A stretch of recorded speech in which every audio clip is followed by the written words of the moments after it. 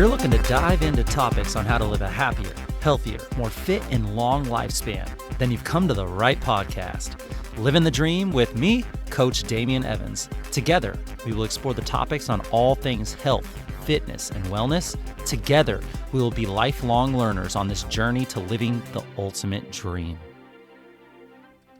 What up, Dream Team? Coach D here coming at you from beautiful sunny San Diego, and welcome back to the Livin the Dream podcast, where we are going to finish the week strong by covering how to properly fuel our bodies based on what works best for us individually and in order to reach for our health, fitness, and wellness goals, and in order to live our dream lives.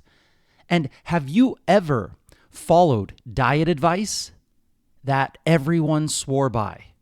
You have to do this, only to feel worse, maybe to gain weight, or wonder why it didn't work for you. Well, today we are exposing the top 5 worst pieces of diet advice in history, the ones that have misled millions, damaged health, and still haunt the headlines today. From throw out your egg yolks to eat this margarine. I can't believe it's not butter. These myths aren't just outdated, they're downright dangerous. But here's the truth. Food science is still in its infancy. Food science is always evolving. What's popular today might be proven wrong tomorrow. So if you're ready to stop falling for bad advice and start fueling your body in a way that actually works for you, stick with me here, because by the end of this episode, you'll have the clarity and confidence to make nutrition choices that fuel your goals and your dream life. Let's dive in. Worst piece of advice, number 1, throw away the yolk. You've probably heard it. You maybe even believed it. You maybe even have taken time out of your precious day to separate the yolk and throw in those whites only.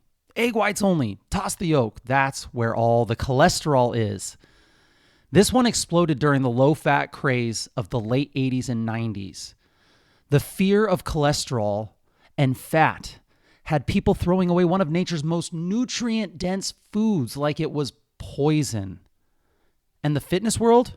Man, egg white omelets were basically a badge of honor. But let's set the record straight.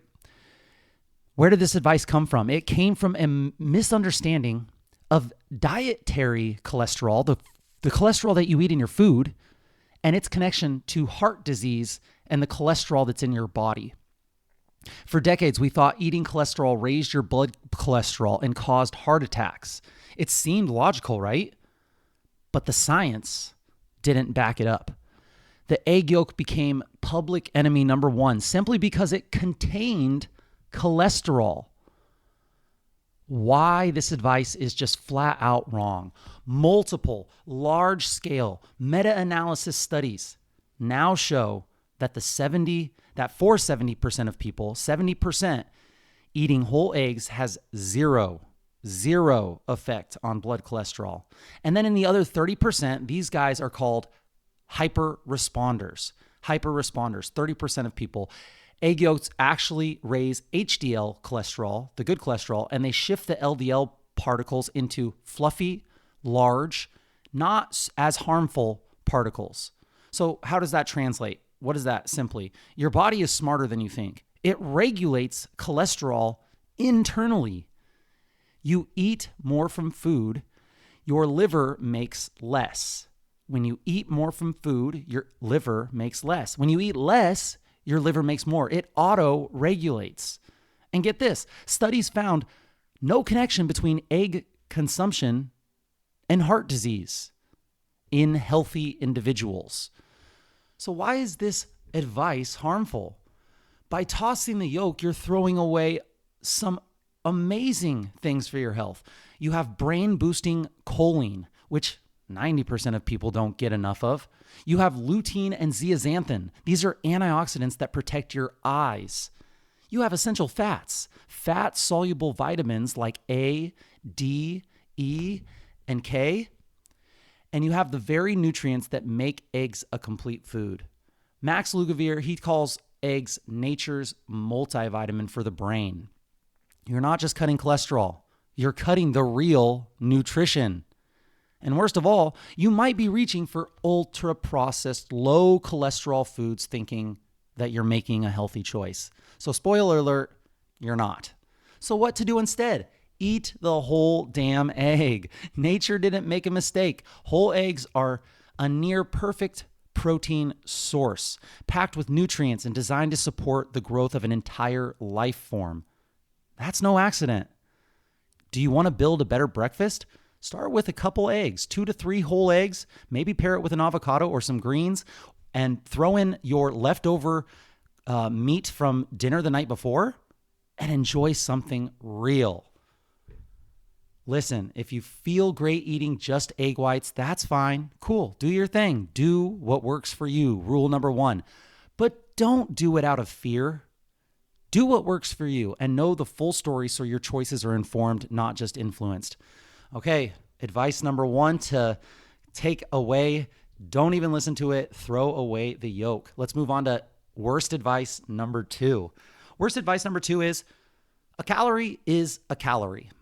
Okay, this one is super debated online. There are people on either ends of the spectrum, like global warming and not, like carnivore and vegan, like Republican and Democrat. This is as heated as it gets.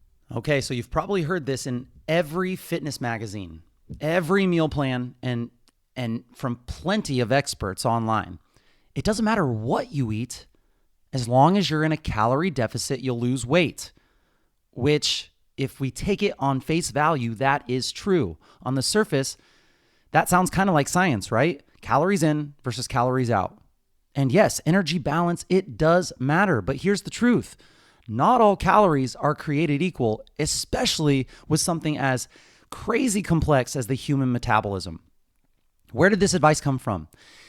Well, it comes from physics. Physics. A calorie is technically the amount of energy needed to raise the temperature of 1 gram of water by 1 degree Celsius. So what did they do? They put this food in a bomb calorimeter and they burned it. And they decided how much of that food do you have to burn in order to raise the temperature of 1 gram of water by 1 degree Celsius. But your body is not a test tube. It's a living, breathing, adaptive system. This advice exploded because it made weight loss sound simple. Just eat less, move more. But biology is way more complex than that. Okay, so why is this advice wrong? Different foods affect your hormones, appetite, and metabolism, and even your gut microbiome in different ways. For example, protein burns more calories during digestion, which is called the thermic effect of food, and it also helps to increase your satiety, your fullness. Refined carbohydrates, they spike your blood sugar and they crash your energy and drive hunger back up fast. And whole foods, they trigger this fullness signal, and ultra-processed foods confuse them. So that just shows right there that the different foods that you eat can impact you differently in the long run. If you were this test tube study inside of a metabolic ward and you had everything controlled for, then yes, a calorie is a calorie. But one study showed that eating a higher protein diet can help you burn an extra 100 calories per day and reduce cravings. Try doing that with 100 calories of soda. Why is this advice harmful? If people believe that a calorie is a calorie, they're going to start thinking that 100 calories from broccoli is the same as 100 calories from cookies. That logic leads to nutrient-poor diets, energy crashes, and frustration when fat loss stalls, even in a calorie deficit. It ignores the real issue. Quality matters. Quality matters. Your sourcing of your food matters. What's some better advice here? Instead of obsessing over numbers, focus on food quality. Yes, tracking your food when it comes to how many calories and how much protein you're eating is super valuable just to gather awareness. When you start tracking something, you really can see some invisible points that you may have missed if you didn't actually have awareness of it. So yes, tracking calories is fine. Gathering awareness is fine, but instead of obsessing over the numbers long term, you focus on food quality. Prioritize your protein and your fiber. Hit that big lever, pull that big lever, and a lot of things will fall in place. Also, eat 80% of your diet whole, minimally processed foods. And then avoid liquid calories. This is if you're looking to lose weight, avoiding liquid calories, just drinking water, coffee, and tea, and avoiding hyper palatable snacks, snacking and grazing throughout the day with 300 calories of cookies here, or maybe not cookies. A lot of people don't snack on cookies, but maybe they snack on this bag of nuts here and this dried fruit here. And it's just like over time, all this stuff adds up and you don't really hit those hunger hormones, those satiety hormones that if you were to eat a nice, well-balanced meal. If you want to track your calories, that's great. I really support that, especially for the first part of your journey. But make sure that the calories that you're tracking are from foods that work with your biology, not against it. Calories do count, but context here is king. Don't let outdated dogma stop you from fueling your body the right way. Do what works for you. All right, moving on to worst piece of advice number 3. Cook with polyunsaturated fatty acid rich seed oils. Cook with seed oils. For years, we were told to ditch the traditional fats like butter or lard or avocado oil or olive oil and switch to heart-healthy vegetable oils. Cook with that canola. Cook with that soybean, that safflower, or that corn oil. These are the PUFAs, the polyunsaturated fatty acids, especially high in omega-6 fatty acids. The reason? Well, because they lowered cholesterol. And remember, cholesterol's the evil devil. But here's the problem. Lowering cholesterol does not equal preventing heart disease. You want to lower cholesterol because you want to prevent heart disease, right? Lowering cholesterol does not equal preventing heart disease. Where did this advice come from? This advice came from early studies that connected cholesterol to heart attacks. So when these seed oils were shown to lower LDL cholesterol, obviously they put 2 and 2 together and they were pushed as a healthier fat alternative. Big food and big industry jumped on a board because it was so cheap to produce. This is a win-win. It's easy to market and everyone bought in. What's wrong with this advice? Yes, seed oils can lower cholesterol, but lowering cholesterol alone is not the goal. The goal is to prevent heart disease, to prevent inflammation, and overall prevent your mortality rate and risk. And get this, some studies show that these oils can increase your risk of heart disease even while lowering cholesterol. Whoa, here's why. These oils are high in unstable omega-6 fatty acids, which throw off your omega-6 to omega-3 ratio. You should have a ratio of omega-6 to omega-3.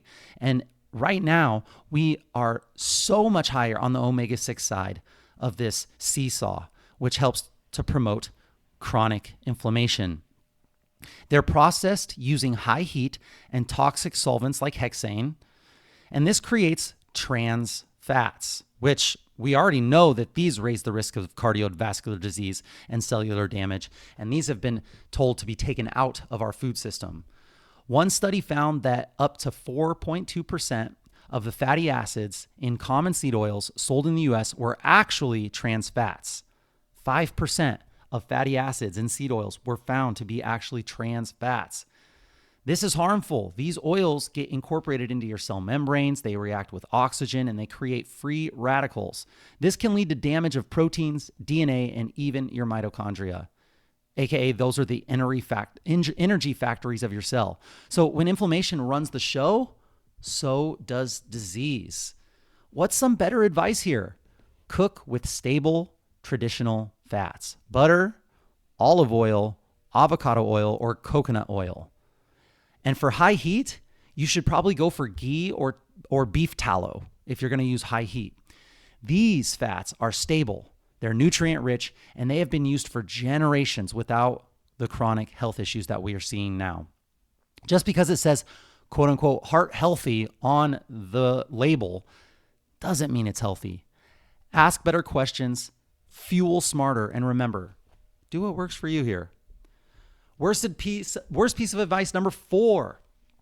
Everyone should be eating a low-fat, high-carbohydrate diet. This was the diet of the 80s and the 90s. Fat made you fat, right? So the solution was simple. Eat more carbs and ditch the fat. Avoid cholesterol and just trust this food pyramid that we have. Check out the bottom of this food pyramid. You need to be getting tons of grains. Where did this advice come from? The government and health organization latched onto early research that linked fat intake, especially saturated fat, to heart disease. Thanks a lot, Ansel Keys. So they issued broad recommendations to reduce fat across the board. But that didn't just remove butter from the table. What it did was it opened up the floodgates for refined carbohydrates, for sugar and low-fat junk food. And we've been paying the price ever since. What's wrong with this advice? The biggest and most expensive study ever done, the Women's Health Initiative, put over 48,000 women on a low-fat diet.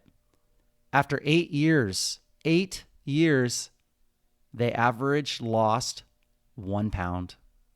No reduction in heart disease, no impact on cancer risk. 8 years, 48,000 women. That is a pretty good sample size. No results. Low-fat diets often increase triglycerides. They lower the good cholesterol HDL. They worsen insulin resistance. And they make people hungry, tired, and nutrient deficient. It's even worse for people with obesity, type 2 diabetes, and metabolic syndrome. Giving these individuals a high-carb, low-fat diet is like pouring gasoline on a fire. People have spent decades fearing fat when doubling down on refined carbs, bagels, cereal, fruit juice, pasta, fat-free snacks. So harmful. The result, more diabetes, more obesity, and more medication dependence. Especially for diabetics, the old carb up and shoot up method kept them stuck in a vicious cycle that benefited no one, except maybe the pharmaceutical industry. What's some better advice here? Don't fear fat. Instead, focus on whole food fats, avocados, nuts, eggs, olive oil, grass-fed meats. Balance your carbs around your activity. Control blood sugar with protein, fiber, and real food. And dress up your naked carbs. Eat your high glycemic index, easily absorbed carbohydrates with some fat, with some protein. Fat isn't the enemy. Ultra-processed food is. And metabolic dysfunction is. Low fat worked great, but for the processed food industry, that's why it worked great. So if you're chasing real results, prioritize real food. Moving on to the last piece of advice, the worst advice, number 5, replace butter with margarine. This one might be the worst of them all. You know what margarine is? It's a lab experiment, a tub of trans fat wrapped in clever marketing. Where did this advice come from? Well, it's the same story. Fear of saturated fat and cholesterol. Ansel Keys, the worst. The food industry responded by creating margarine, fake butter made with hydrogenated vegetable oils. It was cheap, it was spreadable, and sold as the healthy option. Plus, my mom loved the empty containers for some reason. She kept those empty containers and we used them for cereal bowls and all sorts of stuff. What's wrong with this advice? Trans fats, the main ingredient in early margarine. Trans fats were once considered a miracle, but now they're actually outlawed in many countries because of the direct link to heart disease, chronic inflammation, and early death. Multiple studies show that margarine increases heart disease risk compared to butter. Even today's quote-unquote improved versions of margarine and seed oils, they still contain oxidized fats and inflammatory compounds that damage your health long-term. We replaced real nutrient-rich foods like butter and animal fats with processed, chemically altered substitutes. And what happened?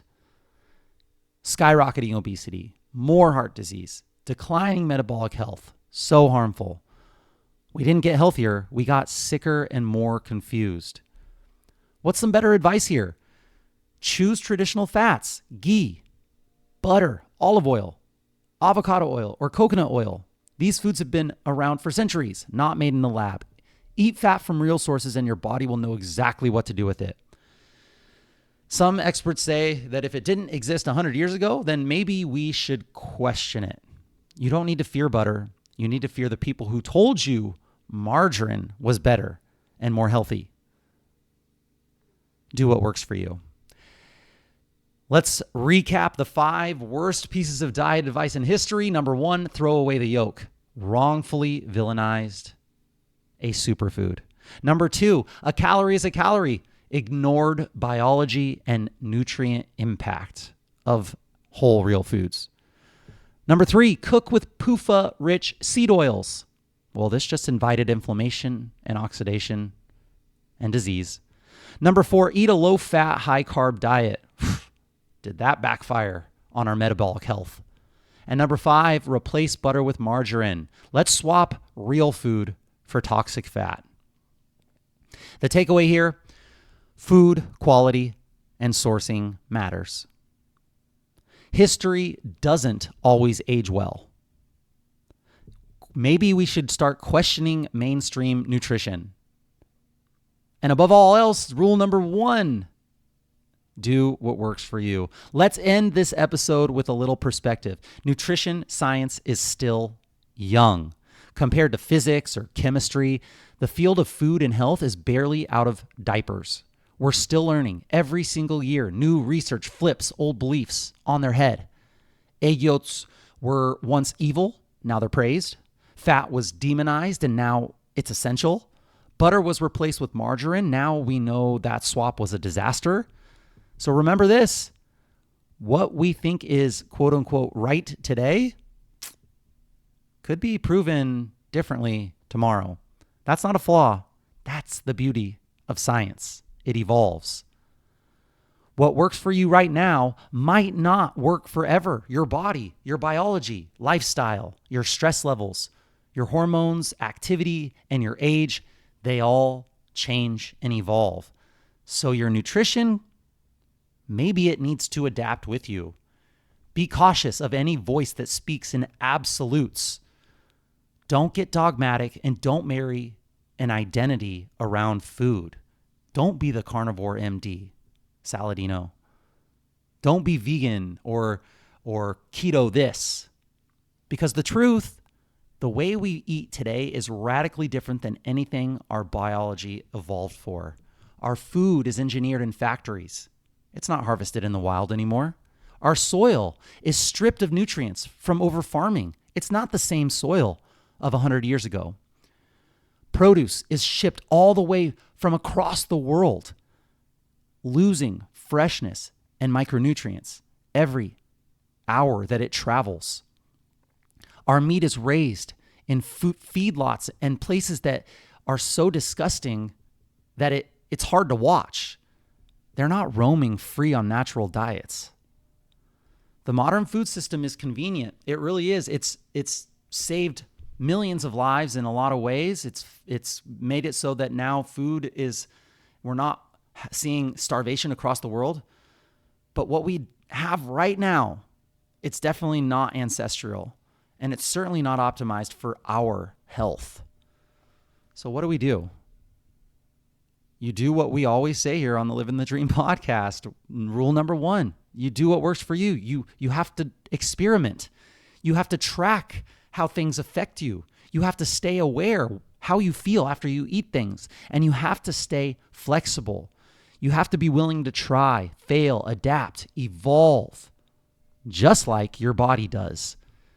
You have to be brave enough to question marketing and do your own research. Sometimes you even have to question the regulations, especially when those rules are backed by industries with billion, maybe even soon trillion-dollar interests. Be the CEO of your own health. No one cares more about your body, your goals, or your longevity than you do. Or at least that's how it should be. So stop outsourcing your health to slogans, to headlines, or hype. Start taking responsibility for the fuel that you put in your body every single day. Because at the end of the day, you're not just trying to survive. We are here trying to thrive, living our dream life. So make sure you eat like it, live like it, fuel up, show up, and do what works for you. And that's it, my friends. Thank you for joining me on this Fuel Up Friday episode of the Livin the Dream podcast. Share the knowledge that you gain with your friends and family and hold each other accountable. If this episode inspired you, share it with a friend who could benefit from flipping some of that bad advice that we've learned. To support this podcast and help it grow, please subscribe on whatever platform you're listening to this podcast on and leave a review, letting others know how this podcast benefited you. Leave a comment on this episode, telling us how you're incorporating these newfound rules. This is a non-cost way to help get this important wellness content into more people's ears. Tag me at liveinthedream_podcast or at coachdamian_SD and let us know how this episode benefited you. Let us know what we missed. Let us know what we got wrong. We want to know. Message us if you have any suggestions or tips that would help your Livin the Dream team that we can discuss in future episodes. I will be right here with you working on making us stronger, happier, and healthier humans. Until next time, friends, keep living the dream.